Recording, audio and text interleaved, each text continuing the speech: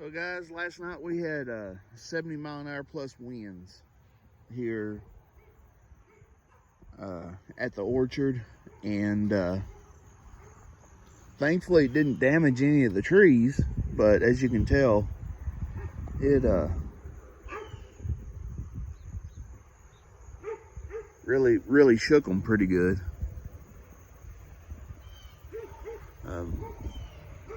So this is what happened.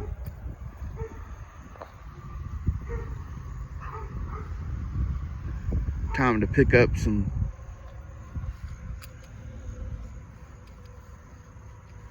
burrs on the ground. These did not fall naturally. The wind shook them, and there are still some hanging on. Obviously these are not ready to come off anytime soon. If 70-mile-an-hour winds did not take these off, I don't know what will. They're not ready to come off right now, so as you can tell, there's quite a bit on this tree here, and they were flung a pretty good ways away. I wish those daggum dogs would stop barking. Some on this tree here, and this is my late tree, or my later tree, and it hung on. These nuts are nowhere near ready to come off, and as you can tell, the burrs are still hanging on quite well. Surprised it didn't break a limb, really. Shows you how limber these limbs are on these trees. So anyway, I just kind of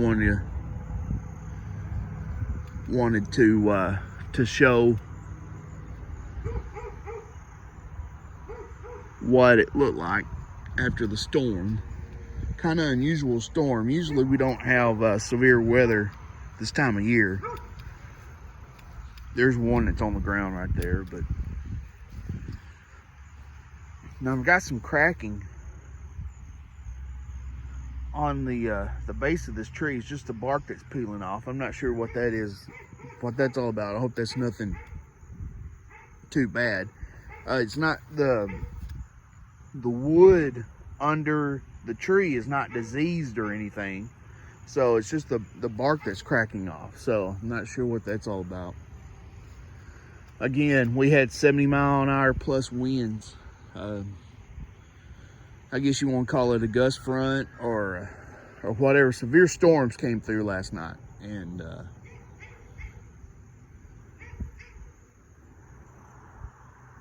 but anyway, I'll show you my grafted tree that we did 2 years ago.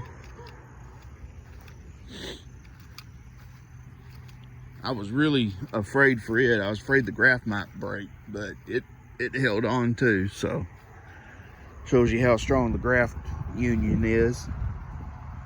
There it is. It's still good to go.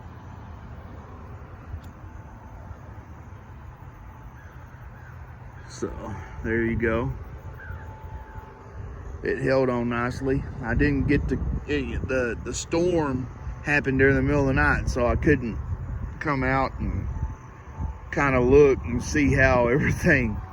I probably would have freaked out anyway, but see how everything looked during when the storm actually blew through. I couldn't see what everything looked like, when the winds actually hit. I probably would have freaked out anyway, so probably a good thing I didn't. Here is my late tree. It's got a few burrs on it, but they didn't pollinate. As you can see here, obviously they're not going to make anything. I'm gonna have to I guess to get these things to I don't have a tree that it tries to make a few burrs every year, or make a few nuts actually, produce a few burrs every year and make a few nuts, but I don't have a tree that is late enough to have basically having pollen. So what I'm probably gonna have to do is save some pollen from another tree and hand pollinate it when this one tries to bloom or something, and try to do some hand pollination on it. So it tries to bloom so late that I just don't have any other tree around that will pollinate naturally. So I'm gonna have to figure something out. This is the second year that it's tried to produce that it hasn't been successful in making anything. So I'll have to figure something out on that. But anyway, all the trees made it through the storm, and I was thankful for that. And like I said, I was really afraid for this tree right here. It's so spindly, and this limb has a lot of burrs on it. Actually, it got stripped of leaves. I'm sure it was whipped around quite well during the storm, but it held on. I guess being so limber, it probably whipped around pretty good, but that's probably what saved it, being so limber. I'm surprised that none of the burrs got knocked off, but anyway, it held on. So I'm gonna go around here and pick up all these burrs before any of the squirrels or the crows get them, and try to salvage what I can and go from there. This is my best tree right here. So anyway, as you can tell up there, it lost a few leaves, but other than that, it's still good to go. I mean, none of the leaves pretty much came off.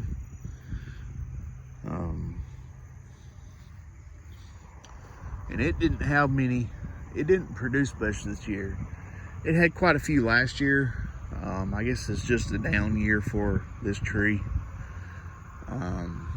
So, I mean, there's still a few on this limb right here.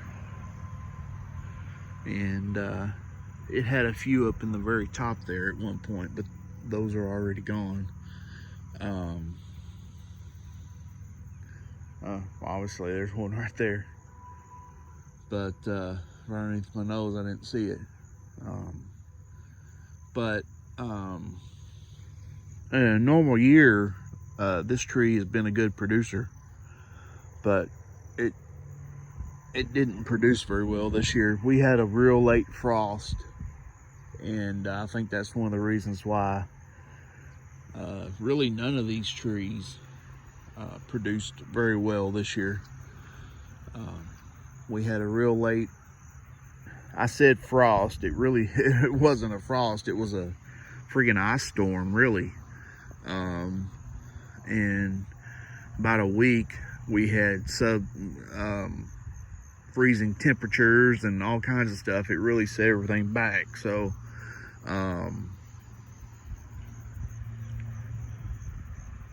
didn't have power. It really messed up everything, you know, as far as lots of things were concerned. So not just the trees in general, life, just everybody. It really was unusual for this area, for us to have a winter storm like that. So the trees recovered. I think it affected them, and they just didn't produce well this year because of that storm. At least that's what I'm blaming it on. So I'm hoping they'll recover and bounce back next year. Hopefully we don't have a late winter storm again. And they'll recover nicely and produce more next year. So anyway, there you go. Freak late thunderstorm in the fall. in Northeast Texas. Kind of unusual, but not necessarily unexpected. There's a tree I put in this year. I need to kill those sprouts. That's not with this tree. That's with the old tree that was there from the stump that I need to kill out. And then I've got, I guess I'm just gonna give y'all a tour of the orchard here. That right there was a tree that I also purchased from Washington Chestnut that did not make it. That's going to be replaced with a seedling that I've grown and will probably graft at some point. And I've got 2 more spaces for seedlings that I have growing here, right here and right over there. So that will round out my orchard, which will give me 2, 4, 6, 8, 10 trees here in my little orchard. And that should be enough. Kind of fitting. It's going to be tight fitting 10 trees in here with that big pecan tree right there in the back. But it'll hopefully work. I may forego the 10th tree right there because it's so close to the pecan, and just have 9, and just go with it. Like I said, I have the seedlings here, and I will probably, being that they're seedlings, I will probably put them in the ground, let them grow for a year, then graft them. So that I know that they're true to what they're supposed to be. So anyway, that is my tour of my orchard. I'm gonna pick up these burrs and we'll get along with our day. Take care, guys.